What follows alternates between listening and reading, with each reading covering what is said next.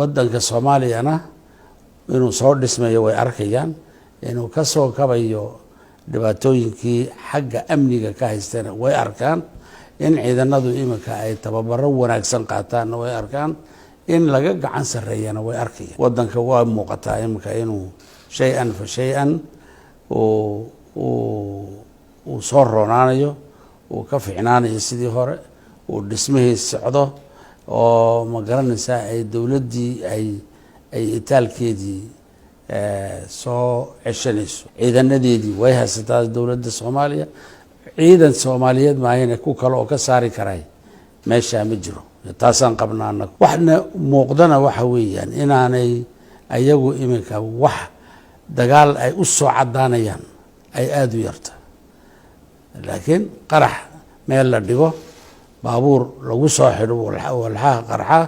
waxaasay ayay u badan yihiin iminka marka yani si ay dadka niyad jab ugu ridaan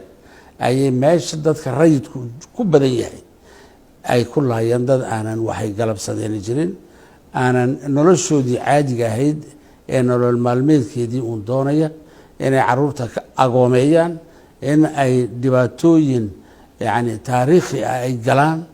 iyo dhagar aanan la iloobi karin ay Soomaalina isku sheegaan